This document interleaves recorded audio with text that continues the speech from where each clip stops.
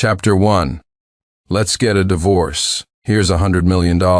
Ethan is coming back. My wife, Victoria Hawthorne, slid a divorce agreement in front of me. I was completely floored. I'd been transmigrated into a novel, cast as the pathetic doormat of a second male lead in a contract marriage plot. According to the original story, I was supposed to be a spineless loser, unable to bear leaving Victoria Hawthorne. She was an icy CEO, a goddess as radiant as the moon, and I got $100,000 a month in doormat money. Who wouldn't want a life like that? But right now, I definitely didn't 3 years in a contract marriage and I couldn't even touch her. It was all because Victoria had an idealized first love enshrined in her heart, Ethan Sterling. To her credit, she had a strong moral compass and wouldn't physically cheat during the marriage. But damn it, emotional cheating is still cheating. All right, I couldn't really complain about that part. It was a contract marriage, and she paid me. Smack, smack, smack, I slapped myself hard across the face 3 times, cursing myself internally. This is what you get for reading novels on trashy tomato novels. This is what you get transmigrated, aren't you, doormat cuckold? My greatest weapon is the line, "I don't love you anymore." How pathetic this was, a story about a total pushover. You couldn't even call it a redemption arc, because the name Victoria Hawthorne was never associated with the word regret. Even if she did feel regret, she'd just grit her teeth and charge forward. The whole trope of the female lead groveling to win back her man? Bullshit. Victoria Hawthorne never chased anyone. Hey, into self-torture are we? Sincere Thompson, you might as well try playing hard to get. Victoria's cold mockery snapped me back to reality.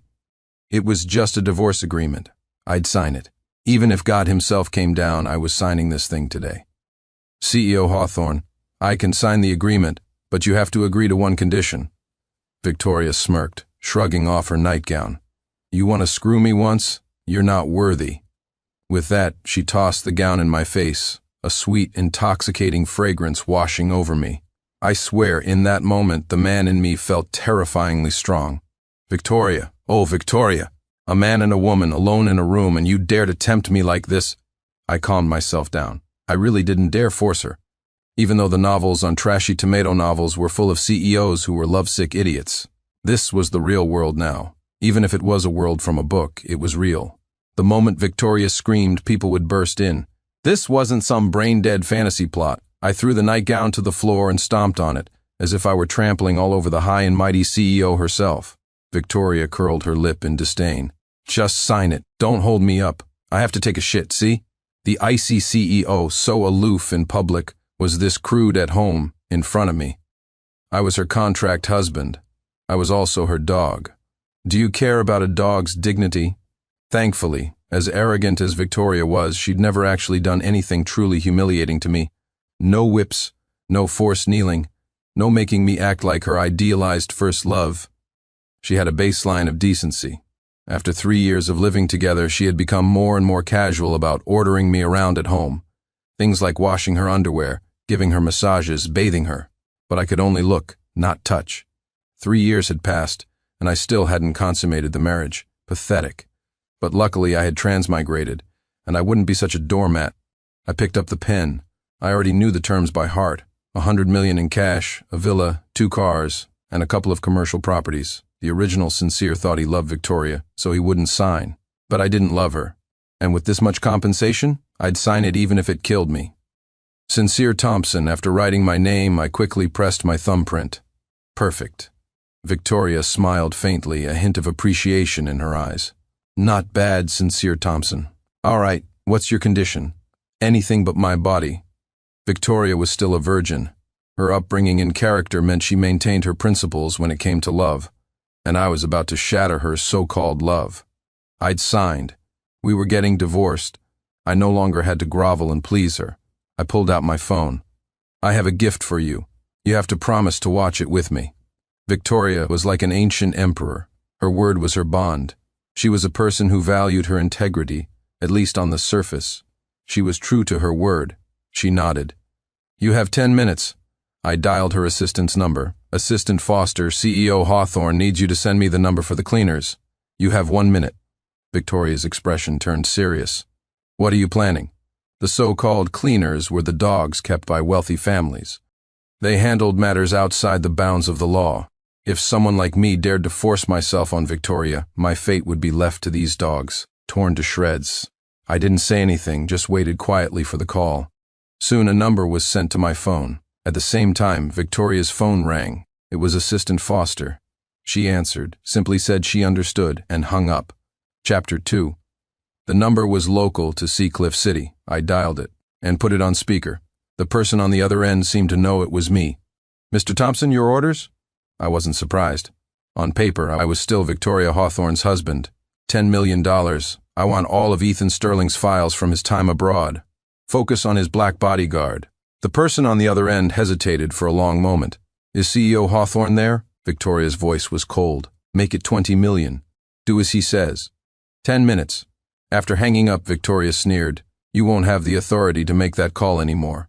Do you think I haven't investigated Ethan? He was studying hard in the States, earned his master's from Columbia University.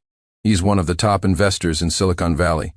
And most importantly, for the past 3 years, just like me, he has remained chaste. Jade, hearing Victoria enunciate those last 4 words, one by one. I couldn't hold it in any longer. I burst out laughing. Never mind the fact that I bathed her all the time.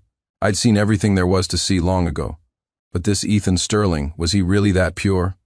Others might not know, but how could I not? I was a transmigrator from the novels world.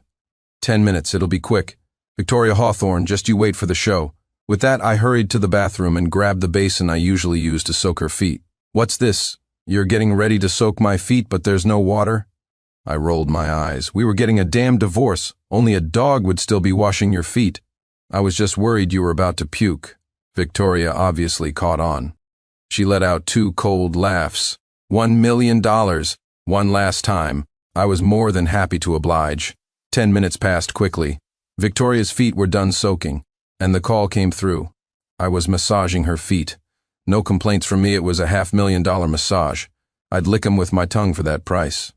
Actually, this life wasn't so bad. Too bad Victoria wanted a divorce, and I wasn't about to be a cuckold. A voice came from the phone. Mr. Thompson, what a coincidence. You're a prophet. Would you like a video or a live stream? Of course I wanted the latter, but I wasn't willing to spend any more money. Victoria had money to burn. As if she were spending a single dollar, she said. Add another 10 million. The person on the other end immediately became respectful. I'll send Mr. Thompson a link. Soon, someone added me on a messaging app. After accepting, the video call connected. One glance and I wanted to throw up. Victoria tried to look, but I reflexively covered the screen. Damn it. It seems this body of mine still loved her. This wouldn't do. Victoria, this live stream is vile. It'll scar you if you watch it. For life, get out of my way, Victoria, annoyed at my nagging, snatched the phone. The moment she saw the live feed, she froze, stunned. It was daytime in the States, in a dimly lit room, on a large bed, one pale figure, one dark figure, an elegant pose. Ass to ass. The live feed was from a hidden camera, like it was poking through a window. Through the glass. The video was a bit blurry, but anyone familiar with that pale body would recognize it, and Victoria certainly wouldn't fail to recognize her idealized first love. She knew it was him in an instant, but she gripped the phone so tightly I could hear it creaking. It was about to shatter. But why was she still watching, just staring? Did she like this sort of thing? Holy crap, she was more twisted than I thought. My first instinct was to run, get out of Seacliff City. But before I left, I had to get in a few jabs, just to get my money's worth. Ha ha, Victoria Hawthorne. Is this your great love? This is your goddamn love chaste. As Jade, haha. You investigated all the women around him, but why didn't you check for men? Victoria Hawthorne, your idealized first love doesn't have a girlfriend, but he does have a black boyfriend. Surprised? Isn't it thrilling? Unfortunately, I taunted her for 3 minutes, and she didn't react at all, just stayed frozen in the same position. It wasn't until her consciousness returned to her body. She finally spoke, her voice hoarse, like it had been run over by a truck. Sincere, Thompson, help me. That's when I realized she had been scared stiff, so scared she'd lost control of her body. I wanted to laugh, but I didn't dare. I tried to pry her hand off the phone, but it wouldn't budge. She was too tense, Her nerves and muscles had locked up. I had to massage her hand for a long time before I could get the phone away. I shut off the live stream, saved a clip of the video. Then I uploaded it to a cloud account and sent it to a burner account of my own. Cleared the history. Finally, I helped Victoria onto the bed and continued to massage her body. This was probably the last time in my life I would ever touch this soft, fragrant, perfect body. What a shame. The live stream might have caused Victoria immense trauma.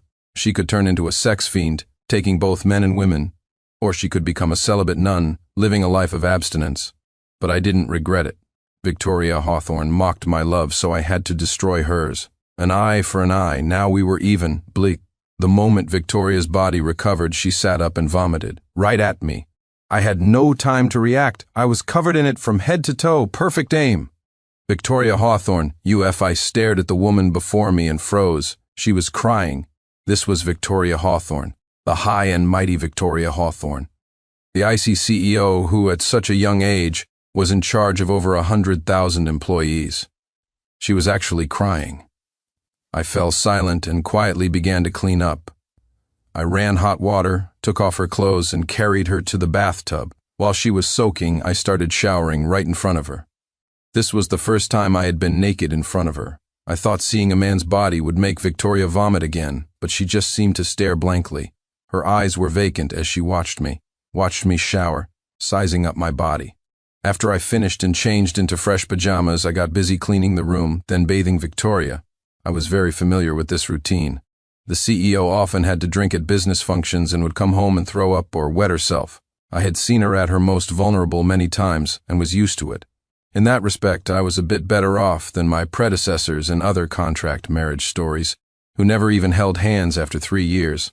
But honestly, even if it's a goddess, vomit is still smelly, dirty, and disgusting.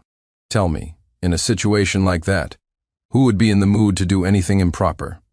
After getting Victoria cleaned up, she threw up 3 more times, until only yellow bile came out. She was probably thinking about Ethan Sterling again. I got her clean and she had already fallen asleep. I carried her to her second bedroom. I took one last deep look at her. This might be the last time we ever saw each other. No words, no goodbyes. I was gone like the wind. Leaving my bedroom, I pulled 2 suitcases. Inside was the empire I had built over the last 3 years. All gifts from Victoria, custom-tailored suits, watches, cufflinks, leather shoes, and more. As for the money and property, Victoria wouldn't go back on her word. Assistant Foster would probably contact me tomorrow. Chapter 3. About 12 miles from Victoria's villa was a small 3-bedroom apartment. I'd bought it with the money I'd saved over the last 3 years. Victoria knew about it, but I also knew that with her proud personality, she would never come looking for me here. Logically, I should have taken the money and run far away. But on second thought, taking that much cash to a strange city felt like being a sheep walking into a tiger's den. I was better off staying in Seacliff City. I could live a quiet life, coasting on the bit of face Victoria's name afforded me. In a few years, when the Hawthorne Group went bankrupt, it wouldn't be too late to run then. I slept wonderfully, and when I opened my eyes again, it was already 10 in the morning. Life, without having to wait on Victoria Hawthorne, was incredibly comfortable.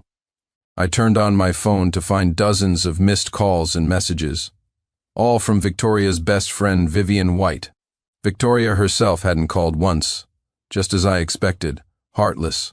All those stories on trashy tomato novels about CEOs regretting their choices and chasing after their husbands were fake. Someone as proud as Victoria would rather die than bow her head.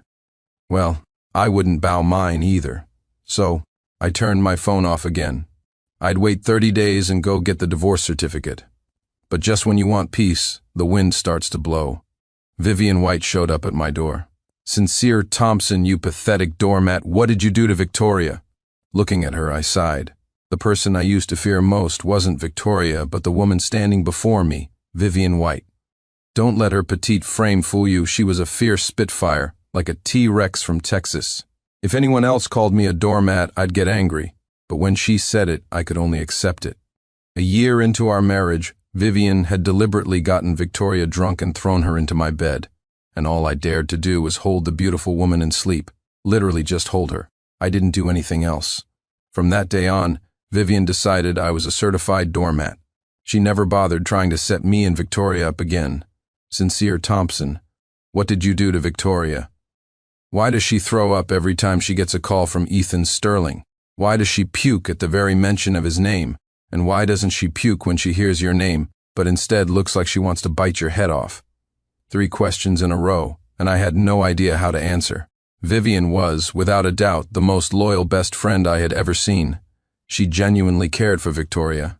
All the best friends from those short dramas combined couldn't hold a candle to her.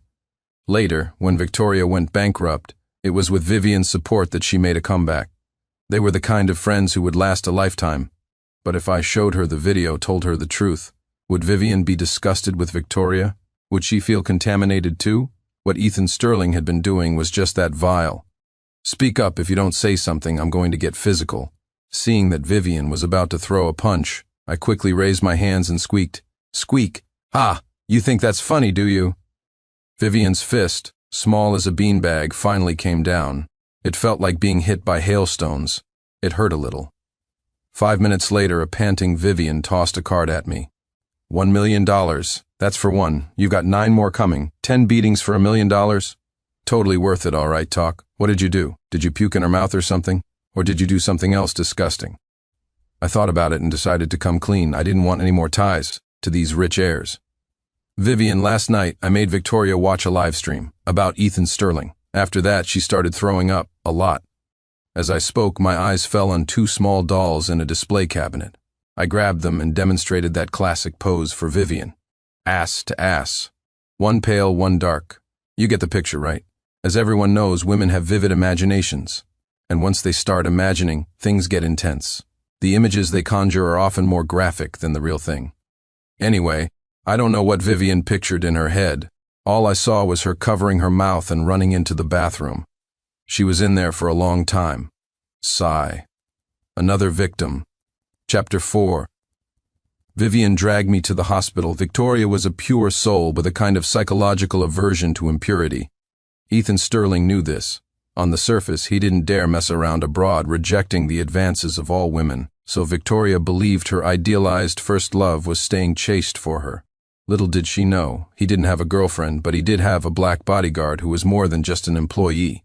Yesterday's live stream was the nightmare of Victoria's life. The thought of it made her sick, so she fell ill. She couldn't eat anything she ate. She threw up. She even developed a fever. She had to be hospitalized. When I entered the room, I saw Victoria looking like a broken doll. My heart ached, but I immediately hardened it and said with a cold smile, "What is it that's making you so sad? Tell me, so I can have a good laugh." Victoria couldn't be bothered with me, or perhaps she didn't have the strength to argue. Vivian, standing behind me, was not pleased. She grabbed my ear and twisted it hard. "I brought you here to comfort her. If you mock her again, you can give me back the money." I chuckled. Asking for the money back was like asking for my life. It's a sickness of the heart. How am I supposed to cure it? Should I go find Ethan Sterling and bring him here? Bleh. Upon hearing Ethan's name, Victoria reflexively retched. Unfortunately, she hadn't eaten all day, so only a little clear fluid came out. "Sincere Thompson, you can go. And remember, never mention those 2 words in front of me again. If you do, I'll hand you over to the cleaners." I felt wronged. I hadn't done anything. I even warned her before showing her the live stream. Did she really want to destroy me over this? Vivian sighed from the side. "Victoria hasn't eaten all day. There's a small kitchen in the suite. Why don't you make her something she likes?" This hospital belonged to the Hawthorne family. The very important person suite was no worse than a presidential suite. I called the butler, and ingredients were delivered within 10 minutes. Crab roe congee. I added fish roe. To remove the fishy taste, I cooked the roe and then painstakingly peeled the membrane off each tiny egg. Vivian watched from the side and sighed. "Victoria knows how good you are to her, but she doesn't appreciate it at all, and she's so proud. Even if she regrets it, she won't admit it. You two would have split long ago if it weren't for me. Don't worry, I'll help you." To be honest, I wasn't that keen on getting back with Victoria anymore. The status gap was just too big. It made me feel insecure and sensitive. I had no confidence in our marriage. Today it was the idealized first love. Tomorrow it could be a junior assistant, and after that maybe some underclassmen. The 4 horsemen of the trashy CEO novel apocalypse. The idealized first love, the male assistant, the cute underclassman, and the sworn brother. Oh, and the doormat husband. Victoria had already checked one off the list, and I was not a doormat. At the very least, I wouldn't let myself be cuckolded. The congee was ready. Once it had cooled a bit, I brought it to Victoria myself. The woman's expression was still numb. The aroma of the congee seemed to bring her back to her senses. "Thank you." Then, out of habit, she opened her mouth, waiting for me to feed her. Well, the rich are always the masters. I couldn't be bothered to argue with a sick person, so I fed her spoonful by spoonful. After 2 large bowls, Victoria had finally made a preliminary recovery. I announced my departure. 30 days from now, 10 in the morning. I'll see you at the courthouse. By the way, Victoria, a storm is coming. Is the Hawthorne Group ready for it? Can the 5-year-old secret buried under the Azure Hills development be kept any longer? Without waiting for either of them to react, I pushed the door open and left, my departure swift and clean. Being familiar with the plot, I hadn't originally planned to interfere with Victoria's bankruptcy. But right now, we were still a single unit. I hadn't received the divorce certificate. The $100 million severance hadn't arrived, nor had the property deeds. According to the original plot, Ethan Sterling would return to Seacliff City this evening. The day after tomorrow, he would start targeting me. The Sterling family was also a powerful family in Seacliff City, so I still needed Victoria's protection. Chapter 5. After I left, my words left Victoria stunned. The secret of that plot of land was known only to a few top executives at Hawthorne Group. How did Sincere Thompson know? What did he mean? Was someone planning to use this secret to destroy the company? Victoria slowly calmed herself down. To destroy Hawthorne Group, this one secret was clearly not enough. Over the years, the company's development had involved some shady dealings. Her father and she had been working to clean things up during their tenure. But even corrected mistakes leave traces. They wouldn't stand up to a thorough investigation. "Viv, I need to be discharged." Sincere was right. A storm is coming. Vivian didn't know the secret of the Azure Hills development Sincere had mentioned, and she didn't ask. But seeing Victoria's urgency to leave the hospital, she understood that someone was targeting Hawthorne Group. The easiest way to dismantle a fortress is, of course, from the inside, and Victoria was the most suitable target. Over the years, all sorts of men had tried to get close to Victoria using various methods, both overt and covert. But what they didn't know was that powerful families had ways to counter their sordid schemes, especially the old cliché of saving someone's life. That was what these families were most cautious about. If you dared to play that game, they would investigate your family tree back 18 generations. Perhaps only in short dramas did powerful families believe in repaying a life-saving debt with marriage. Vivian wanted to say that Ethan Sterling's return was too coincidental, but remembering that Victoria couldn't bear to hear his name, she let it go. "Victoria, I think you should take Sincere back. Based on what he just said and what happened yesterday, he's no doormat. He truly loves you." A flicker of warmth passed through Victoria's cool eyes, but her tone remained icy. "I know he's capable, but I can't bring him home. Not yet, anyway.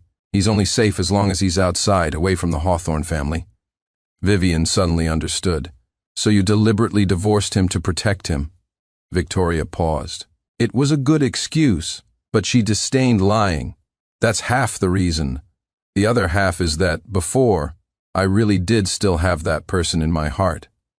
Thinking about it now, it was just a lingering attachment to my youth. The wise do not fall in love. That saying is true. You always yearn for what you can't have, and you ignore the one who loves you most right beside you. If Sincere wants to leave, then let him go. Vivian stomped her foot in frustration. That was Victoria for you, proud as ever. Back at Hawthorne Group, Victoria's mind was in turmoil. She realized she was sick. Before starting work, the first thing she did was instruct her assistant, Diane Foster. Book an appointment with a female psychologist from Seacliff City's Mind's Wish Clinic. Also, from now on, the core security team will be comprised entirely of women. The second and third security layers can employ men. All my cars are to have female drivers, and no men are allowed in my office. Furthermore, if that person from abroad returns, he is not to come within 100 meters of me. Diane Foster jotted down the notes, inwardly astonished and shocked. What was wrong with the CEO? It seemed like psychological aversion to impurity, but why was it so severe that she couldn't even be near men? As for who that person was, as her special assistant for 5 years, she naturally knew. She never expected the CEO would refuse to see him, even forbidding him from coming within 100 meters. What kind of strategy was this? After arranging these matters, Victoria opened the files on her desk, but her mind was on what Sincere Thompson had said. The Azure Hills development had been completed 5 years ago. The secret underground was long buried beneath skyscrapers.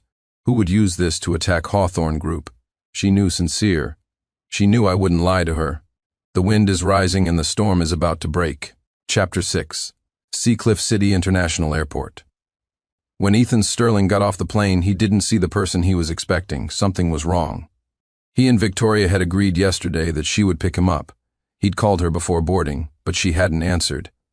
He thought it was a surprise, but it turned out to be a disappointment.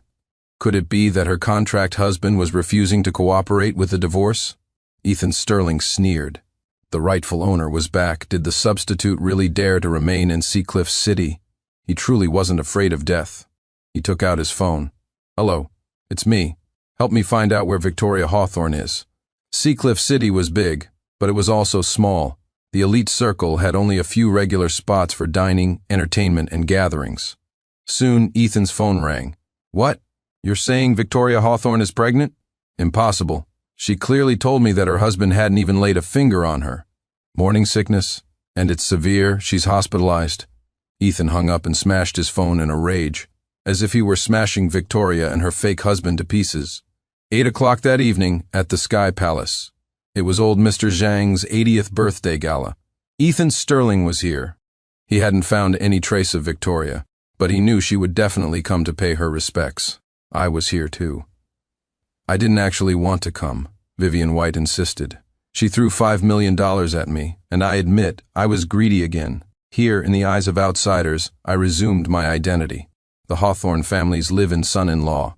Victoria was on my arm, a smile on her face, while I was dressed in a handsome and elegant custom-tailored suit.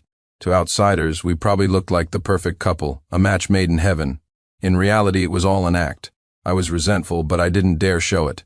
Victoria probably wasn't feeling too comfortable at this moment either, offering birthday wishes, presenting the gift, exchanging a few pleasantries. My job was done. Next up were the banquet, the party, and the parting gifts. I planned to lie low for a while, grab the gift, and head back. Oh no, Sincere. "Ethan Sterling is here. What's Victoria going to do?" Just as I was hiding in a corner, nibbling on green tea pastries, Vivian found me. She was worried Victoria would puke the moment she saw Ethan. I spread my hands. Hiding forever isn't a solution. She'll get used to it after, puking a few more times. Vivian shot me a glare and pulled me toward Victoria. CEO Hawthorne was truly a CEO. She was currently chatting and laughing with a group of female business owners. Contracts worth billions were being settled with casual conversation. For that, I could only be envious. I also wanted to discuss multi-billion-dollar projects with CEO Hawthorne, but she wouldn't agree. Victoria hated being interrupted during business discussions. I was afraid, but Vivian White wasn't. She squeezed into the circle and whispered to Victoria, "That person is here. Should we leave early?" Victoria truly wanted to flee, but she couldn't bring herself to leave. She was the CEO of Hawthorne Group, with over 100,000 livelihoods depending on her. She had a responsibility. She needed to secure a few more contracts tonight. It was her duty. Tell Sincere not to stray too far from me. If I need to puke, I'll puke on him. Vivian was speechless. "Girl, are you even human?" Victoria gave a mysterious smile. "You don't understand. He has unique tastes. Here's a check for $1 million. That'll keep him from getting angry." Vivian was speechless again. "You two are a perfect match. A psycho for a psycho." Chapter 7. Ethan Sterling arrived, and after paying his respects, he spotted Victoria. In any crowd, she was always the brightest star. He had planned to go over directly, but Victoria was in a business discussion, so he stood quietly to the side, waiting. A faint smile played on his lips. His eyes held a mix of emotions, 30% love, 50% admiration, and 20% mockery, as if Victoria wasn't just his lover but also his employee. Then, his gaze shifted, and he finally saw me, Sincere Thompson. Ethan couldn't resist. He grabbed a glass of wine and walked over to me. "Sincere Thompson, I'm Ethan Sterling." I pretended not to know him, giving a polite nod but ignoring him otherwise.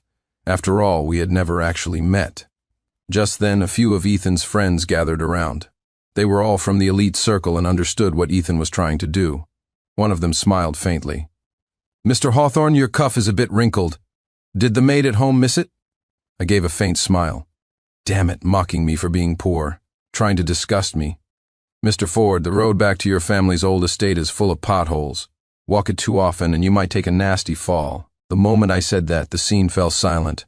Only the so-called Mr. Ford, struggling to keep his composure, shouted, "Bullshit, how dare you spread rumors?" I chuckled softly.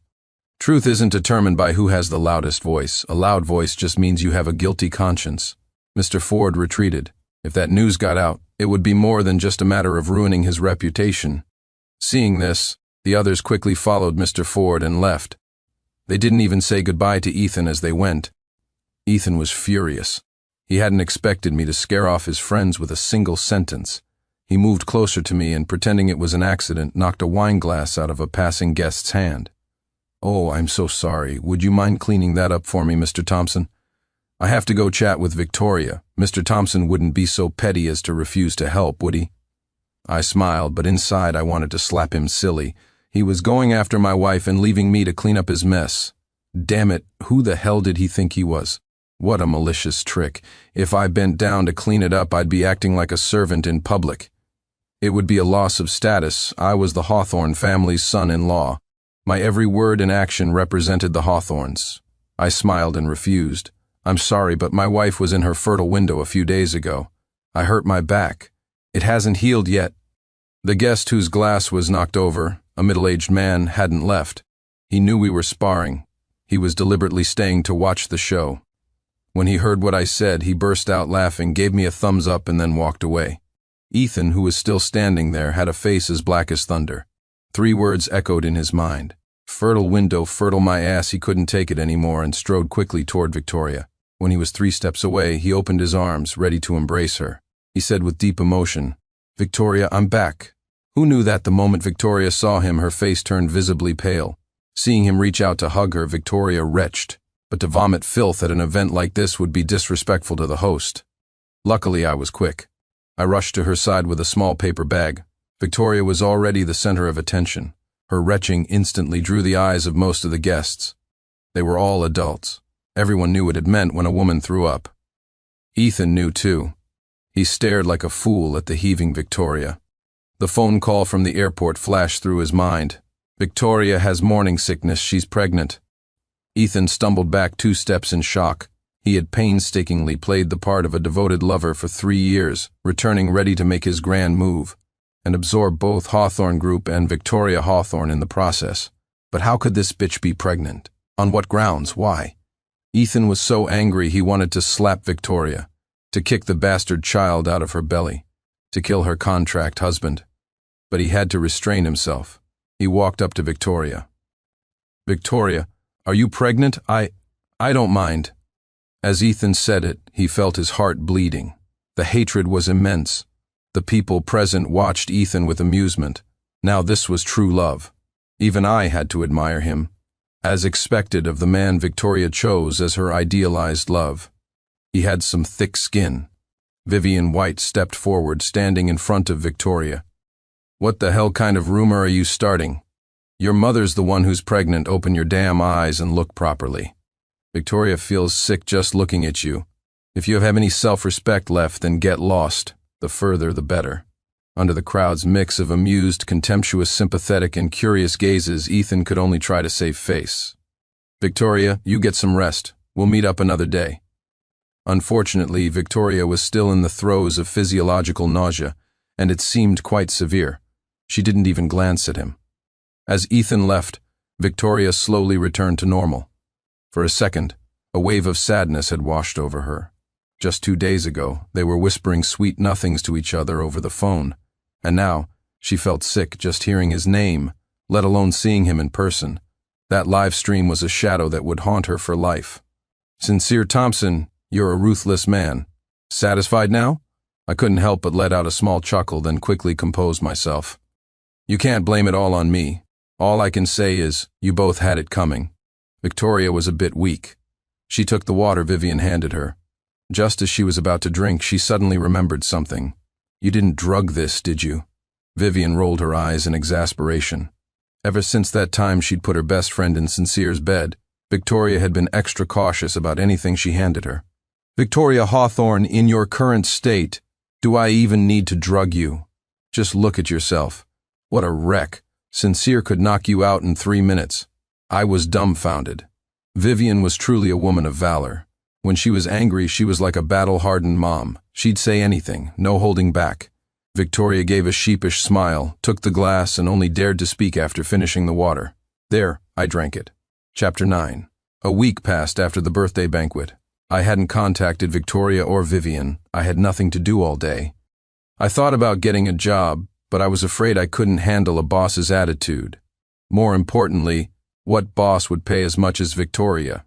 Comparing the two, I decided to work for myself, making short videos. I was a transmigrator, after all. All the songs from my original world were original compositions in this one. I could plagiarize freely. So I spent a little money, found someone to arrange and record a few songs. Just a few days after uploading them to various platforms, I became a minor internet celebrity. And the profits from the songs were truly delightful. I never thought making money could be this easy. I no longer had to bow and scrape before Victoria. And Vivian White, I was going to throw her money right back at her. I thought my good days would just keep rolling on. But one night, I went to sleep and woke up back in Victoria Hawthorne's villa. On her fragrant, soft, massive bed. It would have been perfect if my limbs weren't bound by iron chains. All right, I shamefully admit I was still thinking about her body. You're awake, Sincere Thompson.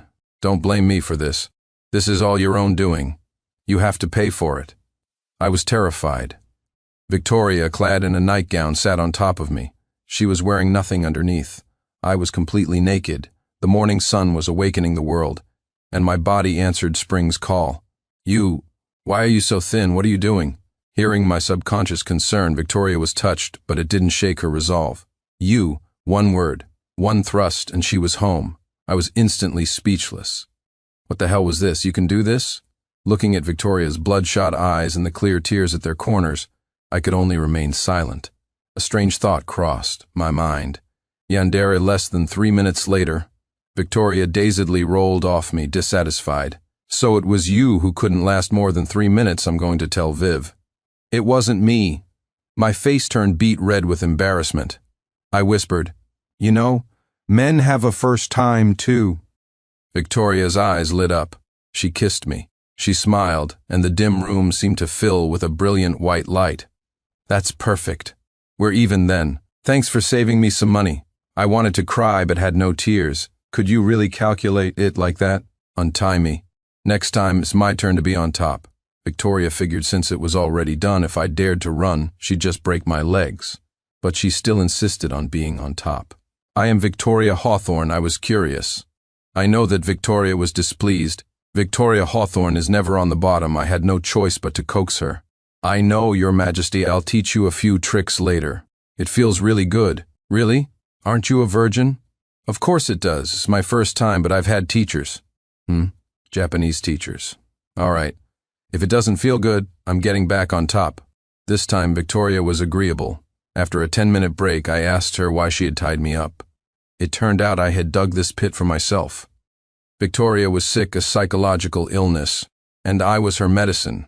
Because of that live stream, because of Ethan, Victoria had developed an aversion to physical contact with men. She had seen several psychologists this past week. The solution they offered was that a sickness of the heart requires a medicine for the heart.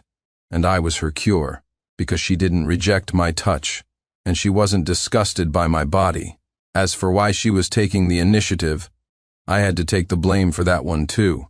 The entire elite circle of Seacliff City knew that she, Victoria Hawthorne, was pregnant. It wasn't true, of course, but a lot of people wanted to make the fake news real. The chairman of Hawthorne Group, Victoria's father, and her mother, the other shareholders of Hawthorne Group, the company's business partners. Too many to count. Such was the power of a rumor repeated often enough. Victoria was helpless. Of course she could confess the truth, but Hawthorne Group's stock would plummet. In these troubled times, she couldn't risk it. Because she knew one thing, without Hawthorne Group, her fate would be miserable. Besides that, Victoria also admitted that she had feelings for me, but she didn't know how deep they went. That's how people in the elite circle were. They didn't understand love, nor how to love. In any case, she said she was only willing to have children with me. She wanted two, one with the surname Hawthorne and one with the surname Thompson. When I heard that, I thought, no problem, I'll take that job. What is love? Marriage is the most enduring confession. An idea instantly formed in my mind. I could help cure Victoria's illness. But I couldn't cure it completely. Her being disgusted by other men was a good thing. It's just that now she seemed to have turned into a yandere. A yandere won't cheat, but she definitely won't let me cheat either. In a long marriage, could I really restrain myself? Round 2. Let's go. Victoria undid the chains. First, 10 minutes of kissing. We need to do this a few more times. I'm in my fertile window today. Hearing that, what could I say? Only one word could represent my actions. For 3 days we barely left the house. Victoria became visibly more radiant, and her body looked less frail than before. On the 4th day, when she went to the office, the employees gossiped, all saying the CEO had changed dramatically, like she'd taken some kind of super tonic. On the 4th day, I also walked out of the villa. My legs were trembling, as if a gust of wind could knock me over. The dark circles under my eyes would put a panda to shame. I still had to go to the recording studio today. My career couldn't be neglected. Chapter 10. At that moment, Victoria Hawthorne was in deep trouble. She had received a letter from Ethan Sterling. Ethan hadn't been idle this past week either, but Victoria had blocked his number, blocked him on all social media platforms, blocked messages delivered through friends, blocked his email, refused all local deliveries, and when he tried to meet her in person, he couldn't get within 100 meters of her. Helpless, he could only have someone deliver a letter to Victoria under the guise of official business. He had written it himself. After sending several letters without a reply, he finally dropped the act. No more playing the pure, devoted lover. His true colors were revealed. He threatened Victoria. 2 documents. One detailed how 5 years ago, a real estate company under Hawthorne Group had deliberately damaged and buried underground historical relics during the development of the Azure Hills project. The other detailed how Hawthorne Group had forged soil toxicity safety tests for a project in the Pyeongchang district. Victoria held the 2 documents and fell into deep thought, sitting motionless for half a day. Ethan's threat was both laughable and disgusting. He was no longer demanding that Victoria divorce me. Instead, he demanded that she bear his child. Ethan had already learned that Victoria would vomit at the mere mention of his name or sight of him. He guessed that she must know about his dark past, so all he wanted was a child. With a child, he would have a reason to enter Hawthorne Group. Then he could trigger a few more scandals, drive down the company's stock, short sell, merge, restructure, and in the end, Hawthorne Group would go bankrupt. After his family, the Sterlings, swallowed Hawthorne Group. Who in Seacliff City could challenge their position as the top family? At that point, even if he publicly announced his sexual orientation, who would dare to laugh at him? Their plan was meticulous, but its execution was slow. Chapter 11. It had been 3 days since Victoria received Ethan's letter, and she hadn't replied. Today was the deadline. The Hawthorne family estate in the study. The family patriarch, Arthur Hawthorne, Victoria, her mother Eleanor, and Vivian White. And of course me, just there to fill a seat. Previously, I wouldn't have been qualified to attend a family meeting like this. But this time, Victoria insisted I join. She said I was part of the family, that I was the pillar of the household, that I was the future father of her child. Seeing as she was flattering me so much, I gave her the courtesy. Perhaps, after learning what I'd done, Arthur and Eleanor's opinion of me had changed significantly. They were as affectionate, as if I were their own son. Since that was the case, I wouldn't hold back. I would show my value. Dad, Mom, Victoria, and Vivian. What I'm about to say is all confidential. It's information I paid for, and it's guaranteed to be true. You can verify it for yourselves. After giving them that disclaimer, I began. Dad, your special assistant has been with your 5th mistress for 5 years, and that mistress used to work for the Quaid family of Seacliff City. Arthur Hawthorne stood up, disbelieving, wanting to argue. I held up a hand to stop him and continued. Uncle Lou and the company is preparing to sell 5 of his group shares at the next board meeting. Directors Zhao, Yan, and Tian are wavering. They'll probably agree. Someone is shorting Hawthorne Group's stock on the market. I took a sip of tea, waiting for Arthur to make some calls to test my claims. After a few calls, his face was as dark as ink. He was trembling. I continued, the government will receive reports concerning Hawthorne Group You, Dad, and Victoria, and you too, Mom. Eleanor was shocked. I've been retired for 10 years. How could it involve me? I reassured her. It's nothing major. It's just that you've been paying off your brother's gambling debts all these years, and co-signing his loans. The amounts have been getting larger and larger. Ahem. You should be mentally prepared. Eleanor went limp and slumped to the floor. Arthur Hawthorne, a true veteran, waved his hand. Continue. Next, relying on my memory, I recounted the entire process of Hawthorne Group's downfall. As Arthur listened to my story, he realized there were many things about his own company he didn't know. Victoria was the same, breaking out in a cold sweat. Husband, how much did you spend on this information? Once the company weathers this crisis, I'll pay you back double. I smiled at that. Who said talking about money hurts relationships? Nonsense. Arthur had also regained his composure. Now that he knew the enemy's tactics, he could strike first. At this point, the roles were reversed. Our side had moved from the light into the shadows. Sincere, you have a good head for business. Come work for the company. I'll make you a vice president. I smiled and refused. I knew my own capabilities better than anyone. If I hadn't transmigrated and known the plot, I would just be an ordinary person. Dad, I won't join the company, and I don't want any shares. I have things I enjoy doing on my own. Victoria supported me. My little yandere was now my biggest fan. Dad, my husband can write lyrics, compose music, and sing. He's going to be an international superstar. It would be a waste of his talent to have him at our company. Vivian chimed in. That's right, Uncle. I was just thinking of buying an entertainment company to sign him.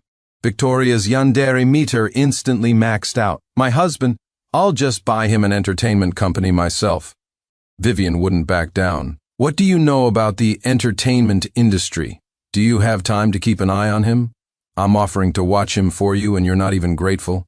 Look at you, you wreck. Can you even last 10 minutes? Victoria was defeated, but she managed to say through gritted teeth, You're not stealing him from me, Vivian just scoffed. I didn't dare say a word.